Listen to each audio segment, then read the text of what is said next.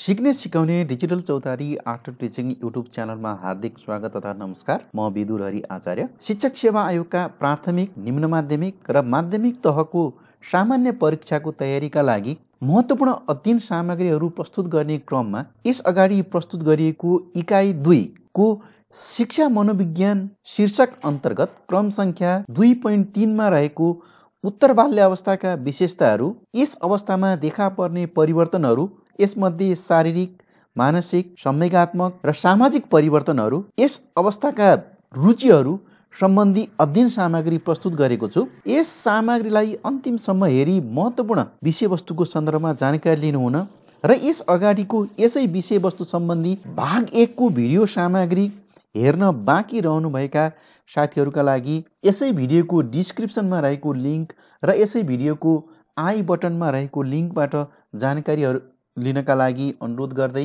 सुरु गरौँ आजको विषयवस्तु।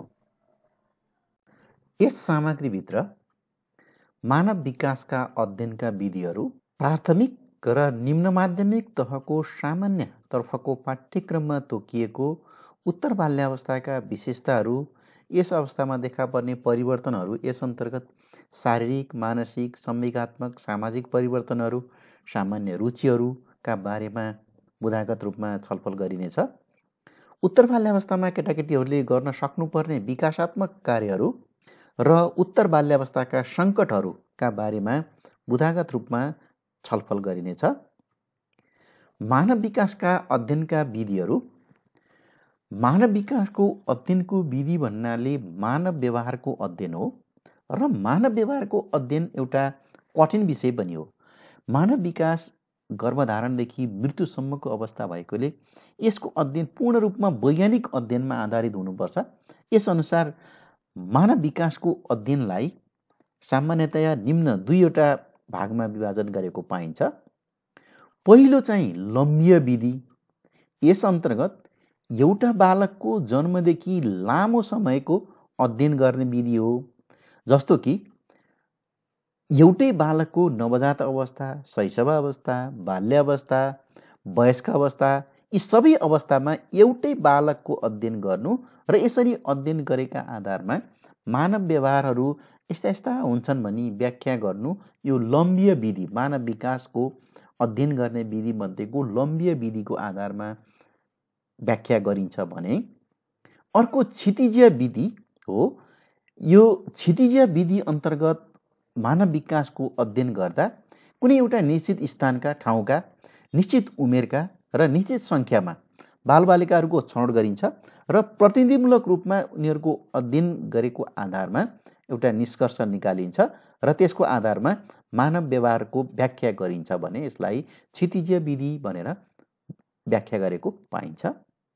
यसपछि हाम्रो क्रम सङ्ख्या 2.3 मा रहेको उत्तर बाल्यावस्थाका विशेषताहरूका बारेमा, यसमा शारीरिक, मानसिक, संवेगात्मक, सामाजिक परिवर्तन, रुचिका बारेमा बुदागत रूपमा यहाँ व्याख्या गरिएको छ। सामान्यतया बालबालिकाको 6 वर्षदेखि यौन परिपक्वता नहुन्जेलसम्मको उमेर उत्तर बाल्यावस्थाको उमेर हो।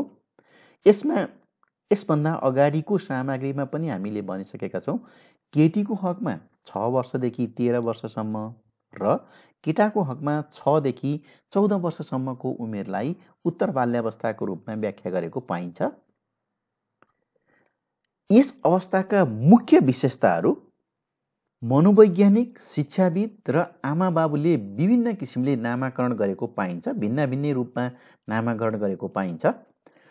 मनोवैज्ञानिकले उत्तर बाल्यावस्थालाई बाल समुदायको अवस्था, ग्याङ एज वा रचनात्मक वा सृजनात्मक उमेर भनेर व्याख्या गरेको पाइन्छ अथवा नामाकरण गरेको पाइन्छ भने शिक्षाविदले विद्यालयको उमेर, स्कुल एज र आमाबाबुले फोहोरी उमेर अथवा स्लोपी एज भनेर नामाकरण गरेको पाइन्छ। यस्तै यस उमेरलाई संवेदनशील वा नाजुक उमेर, लापरवाहीको उमेर, झगडालु उमेर आदि विभिन्न नामले पनि चिन्ने गरेको पाइन्छ। यी नामका आधारमा उत्तर बाल्यावस्थाका विशेषताहरू, मुख्य विशेषताहरू, यस अवस्थाका मुख्य विशेषताहरूलाई निम्नानुसार हामी व्याख्या गर्न सक्छौँ। पहिलो छ विद्यालयको प्रारम्भिक उमेर। यो पूर्व बाल्यावस्थाको अन्त्य भए पश्चात उत्तर बाल्यावस्थाको सुरुवातको अवस्थादेखि नै सबै बालबालिकाहरू विद्यालय जाने हुनाले यस उमेर समूहलाई विद्यालयको प्रारम्भिक अवस्था भनेर पनि भनिन्छ। यसलाई विद्यालयको प्रारम्भिक उमेर समूह भनेर पनि भनिन्छ। यो अवस्थामा विद्यालयमा शिक्षा प्राप्त गर्ने र सामाजिकीकरणको दृष्टिकोणले एउटा महत्त्वपूर्ण उमेरको रूपमा यो उत्तर बाल्यावस्थाको उमेर समूहलाई लिइन्छ। दोस्रोमा यो अथवा समूह उमेर हो। यो बालबालिकाहरू जब विद्यालय जान्छन्, विद्यालय गएपछि आफू सरहका अथवा आफ्नो उमेरका साथीहरूलाई समूह बनाउँछन्, समूहमा खेल्छन्, पढ्छन् र विभिन्न क्रियाकलापहरू गर्न मन पराउँछन्। त्यसकारणले यो उत्तर बाल्यावस्थाको उमेर समूहलाई समूह उमेर भनेर पनि यसको महत्त्वपूर्ण विशेषताको रूपमा राखिएको छ। अर्को सृजनात्मक उमेर। यो उत्तर बाल्यावस्था नयाँ नयाँ कुराहरू सिक्न, जान्न र विभिन्न सृजनाहरू, प्रतिभाहरूको विकास गर्ने एउटा उमेर समूह हो। त्यसकारणले यो अवस्थामा नयाँ नयाँ खेलहरू र क्रियाकलापहरू, नयाँ नयाँ दृष्टिकोणले सोच्ने, सामाजिक र त्यसलाई सामाजिक स्वीकृति पाउने आशा गर्छन्। त्यसकारणले यसलाई यो उत्तर बाल्यावस्थालाई सृजनात्मक उमेर भनेर पनि एउटा महत्त्वपूर्ण विशेषताको रूपमा चिनिने गर्छ। अर्को खुसीको उमेर। यो चाहिँ खुसीको उमेर हो। उनीहरू सधैँ खुसी हुने गर्छन्। आफूलाई स्वतन्त्र, आत्मनिर्भर र आफ्ना आफ्ना समूहमा उनीहरू चाहिँ खुसी रहने हुनाले यसलाई खुसीको उमेर भनेर पनि महत्त्वपूर्ण विशेषताको रूपमा लिने गरिन्छ। अर्को नाजुक उमेर। यो व्यक्तित्व विकासका लागि एउटा पूर्व बाल्यावस्थामा जुन एउटा आधारशिला खडा भएको हुन्छ, पारिवारिक वातावरण पाएको हुन्छ, आफ्नो समूहका क्रियाकलापहरूका आधारमा अगाडि बढेको हुन्छ, यस्ता किसिमका धारणाहरूबाट पछि त्यसलाई सामाजिक मान्यता पाएन अथवा आफ्ना जुन पारिवारिक वातावरण र त्यो अनुसारको क्रियाकलापमा आफ्ना सामाजिक मान्यता भएन भने, सन्तुलन भएन भने केटाकेटीहरूमा अटेरीपन देखिने, असामाजिक भावनाहरू हुने गर्छन्। त्यसकारणले यसलाई एउटा नाजुक उमेर अथवा उनीहरूका बिचमा विभिन्न क्रियाकलापमा सन्तुलन कायम गर्नुपर्ने र त्यसको अभावमा बालबालिकाहरूको भावी जीवन, पछाडिको जीवन नै असर पर्ने हुनाले यसलाई नाजुक उमेर भनेर पनि एउटा महत्त्वपूर्ण विशेषताको रूपमा लिने गरिन्छ। यसपछि यस उत्तर बाल्यावस्थाका केटाकेटीहरूले गर्न सक्नुपर्ने केही विकासात्मक कार्यहरू यहाँ प्रस्तुत गरिएको छ। यस अन्तर्गत साधारण खेलका लागि उनीहरूले आवश्यक शारीरिक सिपहरू सिक्नु पर्दछ। दोस्रोमा आफ्ना उमेरका साथीहरूसँग मिलिजुली काम गर्न सक्नु। तेस्रोमा केटाहरू र केटीहरूका भूमिकाहरू अथवा यौन विविधताहरू अलग अलग रूपमा छुट्याउन सक्नु। चौथोमा पढाइ, लेखाइ र गणित सम्बन्धी मौलिक सिपको विकास गर्नु। पाँचौँमा स्वतन्त्र रूपमा सोच्न, विचार गर्न र हिँडुल गर्न सक्नु। छैटौँमा सामाजिक संस्था र समूहप्रति सकारात्मक भावको विकास गर्नु। सातौँमा नैतिकता, विवेक र मूल्य मान्यताको विकास गर्नु। आठौँमा व्यक्तिगत आत्मनिर्भरताको लागि अघि बढ्नु र नवौँमा सामाजिक क्रियाकलापमा सहजतापूर्वक समायोजित हुनु। यी चाहिँ उत्तर बाल्य अवस्थाका विकासात्मक कार्यहरूको रूपमा लिएको हुन्छ। यसपछि उत्तर बाल्यावस्थाका बालबालिकाहरूका मुख्य मुख्य विशेषताहरू यहाँ मुद्दागत रूपमा प्रस्तुत गरिएको छ। यस अन्तर्गत शारीरिक वृद्धि र विकास, सिप विकास, बोलीको विकास, संवेग र संवेगात्मक अभिव्यक्ति, सामाजिक समूह र व्यवहार, समझदारीको वृद्धि, नैतिक मनोवृत्ति र व्यवहार, पारिवारिक सम्बन्धमा परिवर्तन, यी उत्तर बाल्यावस्थाका बालबालिकाका मुख्य विशेषताहरूको रूपमा लिएको हुन्छ। यसपछि शारीरिक, मानसिक र संवेगात्मक परिवर्तन, सामाजिक परिवर्तन, शारीरिक परिवर्तनमा उचाइमा हुने परिवर्तन, सामान्यतया उचाइमा बालबालिकाहरूको 4 वर्षमा 2 गुणा, 11 वर्षमा लगभग 3 गुणा उचाइमा वृद्धि हुन्छ। 10 वर्षको उमेरमा केटीको उचाइको तुलनामा बढी हुन्छ भने 15 वर्षतिर केटीको उचाइको र सामान्यतया 11 वर्षको उमेरमा केटाको उचाइ 57.5 इन्च र केटीहरूको उचाइ 58 इन्च हुने गर्छ। यसै गरी अर्को छ तौलमा वृद्धि हुन्छ, परिवर्तन हुन्छ, शरीरको आकारमा परिवर्तन हुन्छ, शरीरको अनुपातमा परिवर्तन हुन्छ। त्यसै गरी दाँत, सामान्यतया मानव वृद्धि र विकासको क्रममा दाँतको विकास 2 पटक हुने गर्छ। जन्मेपछि निस्किएका लगभग 7 देखि 10 महिनापछि बच्चाको दाँत 6-7 वर्षको उमेरसम्म रहिरहन्छ र यसलाई सुरुवातको अवस्थामा आएका दाँतलाई दुधे दाँत भनिन्छ। अर्थात् जन्मपछि पहिलो पटक निस्कने दाँतहरू दुधे दाँत हुन् र यी दाँतहरू सामान्यतया 7-8 महिनादेखि निस्कने गर्छन्। यस्ता दाँतहरूको सङ्ख्या लगभग 20 वटा हुने गर्छ। त्यसपछि साटिएर निस्केका दाँतहरू स्थायी हुन्छन्। यस्ता दाँतको सङ्ख्या 32 सम्म हुन्छ।